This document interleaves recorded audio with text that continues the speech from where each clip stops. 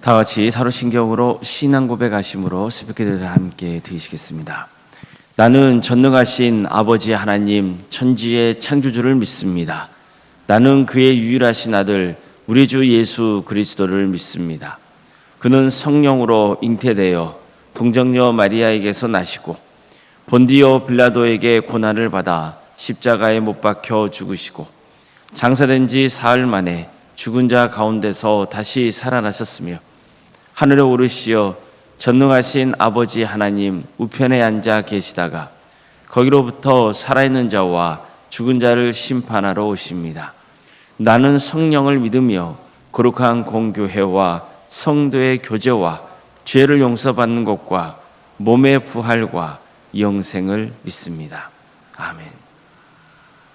찬송가 191장 찬양하시겠습니다. 찬송가 191장입니다.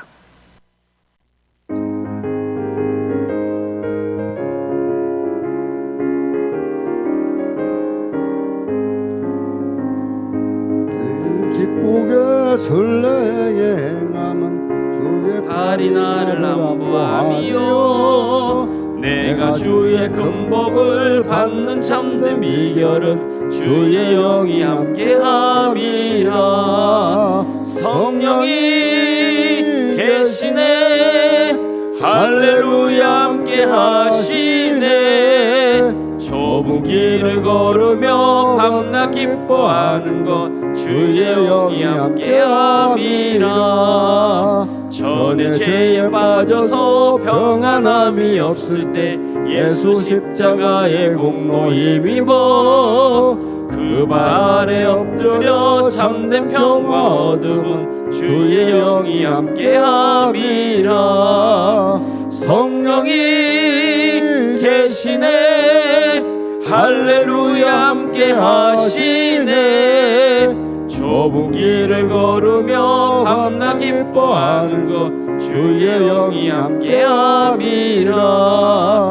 나와 동행하시고 모든 염려하시니 나는 숲의 새와 같이 기쁘다. 내가 기쁜 마음으로 주의 뜻을 행함은 주의 영이 함께함이라. 성령이 계시네 할렐루야 함께하시네. 좁은 길을 걸으며 밤낮 기뻐하는 것 주의 영이 함께함이라.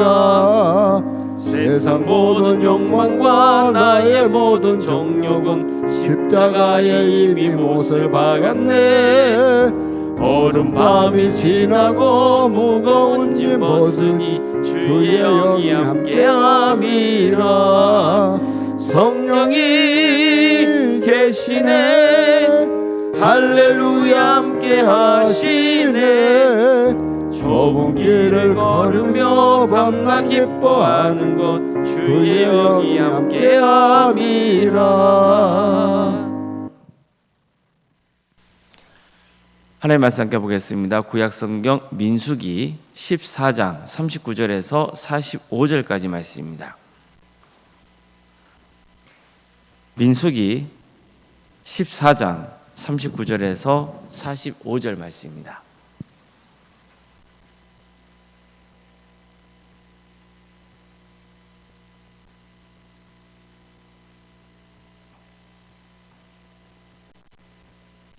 민수기 14장 39절에서 45절까지 말씀을 교독하시겠습니다. 모세가 이 말로 이스라엘 모든 자손에게 알림해 백성이 크게 슬퍼하여 아침에 일찍이 일어나 산 꼭대기로 올라가며 이르되 보소서 우리가 여기 있나이다. 우리가 여호와께서 허락하신 곳으로 올라가리니 우리가 범죄하였음이이다.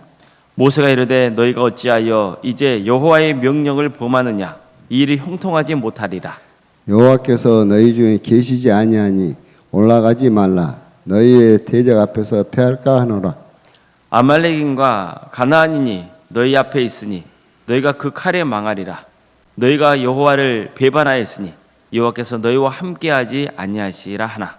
그들이 그래도 산 꼭대기로 올라갔고 여호와의 언약궤와 모세는 진영을 떠나지 아니하였더라. 아말렉인과 산간지대에 거주하는 가나안인이 내려와 그들을 무찌르고 호르마까지 이르렀더라. 아멘. 오늘도 새벽기를 드리며 하나님의 은혜를 간구하는 모든 성도님들의 삶의 자리마다 또 하나님께서 친히 세우시고 다스리시는 동함교회 위에 하나님의 은혜와 평강이 충만하기를 주님의 이름으로 축원합니다. 우리는 지난 1월에 4주에 걸쳐서 수요일밤 예배 때 에스겔서를 살펴봤었습니다. 에스겔은 남유다가 바벨론 제국에 의해 멸망당하던 시기의 선지자로 부름받았습니다. 하나님께서는 에스겔에게 환상을 보여주곤 하시죠. 그 중에서도 가장 잘 알려진 환상으로는 마른 뼈들의 환상일 겁니다. 하나님의 영이 에스겔을 골짜기 한 가운데로 인도하시고 거기서 그런 마른 뼈들이 사방에 널려 있는 것을 보게 되죠. 하나님은 이 뼈들이 살아날 수 있겠느냐고 물으셨습니다. 그리고는 에스겔을 시켜서 그 뼈들에게 당신의 말씀을 전하게 하시죠. 그랬더니 뼈들이 서로 이어지고 그 뼈들 위에 힘줄이 또 뻗치고 살이 오르고 그 위에 살같이 덮였습니다. 자, 그러자 이번에는 에스겔에게 생기를 향해 나의 말을 전하라고 명하십니다. 에스겔은 하나님이 시키신 대로 생기야 사방으로부터 불어와서 이 죽음당한 자들에게 붙어서 그들이 살아나게 하라. 그 죽음당한 자들에게 불어서 그들이 살아나게 하라고 선포했습니다. 그러자 생기가 살해당한 자들 속에 들어갔고 죽은 자들이 다시 살아났습니다. 에스겔이 보니까 그들은 큰 군대였습니다. 하나님은 에스겔에게 이 큰 군대가 이스라엘이라고 가르쳐 주십니다. 자, 그렇다면 하나님은 이 환상을 통해서 무엇을 가르쳐 주러 가신 겁니까?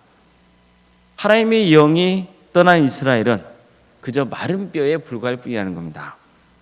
그러나 언젠가 다시 하나님의 영이 그들에게 임하면 다시 살아나게 될 것이라는 거죠.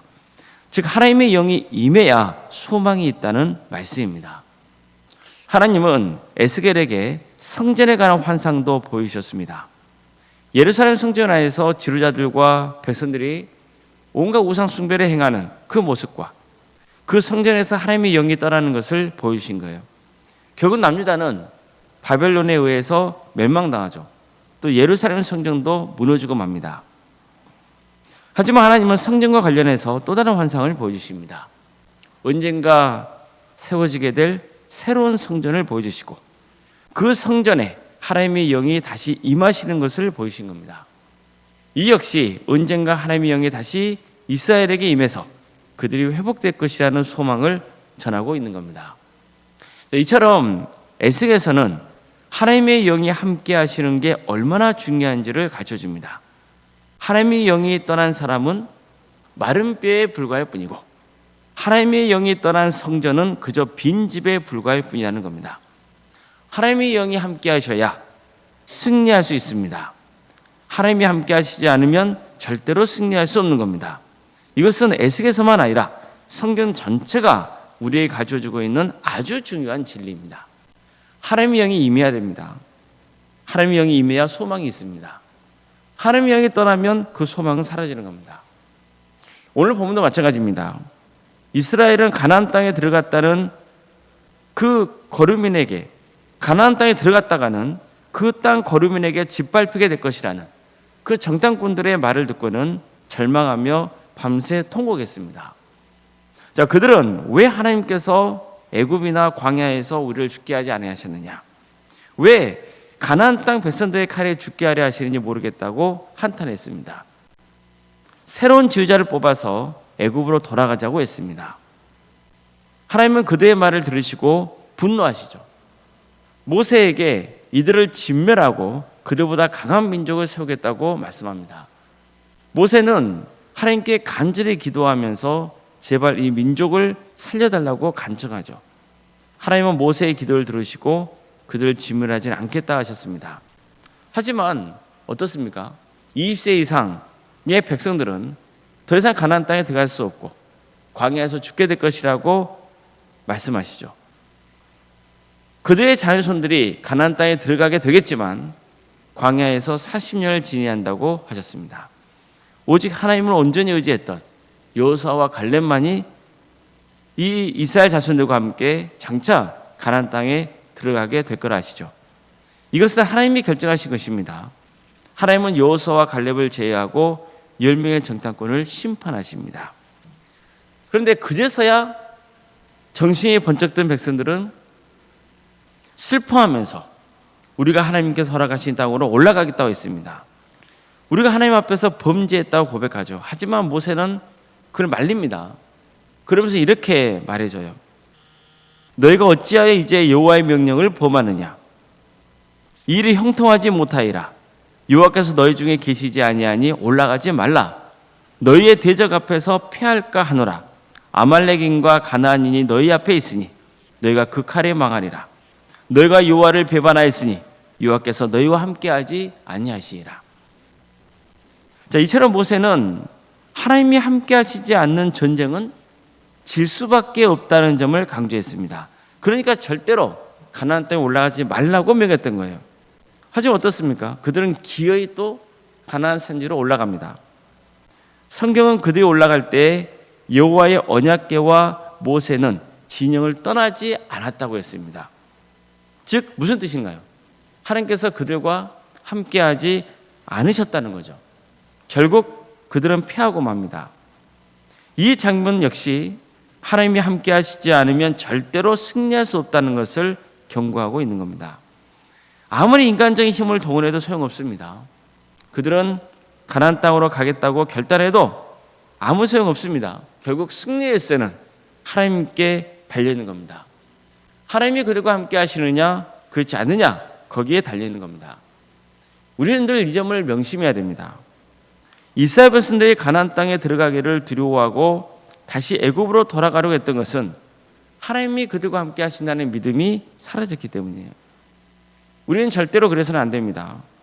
여호수아와 갈렙 같은 신앙으로 살아가야 됩니다.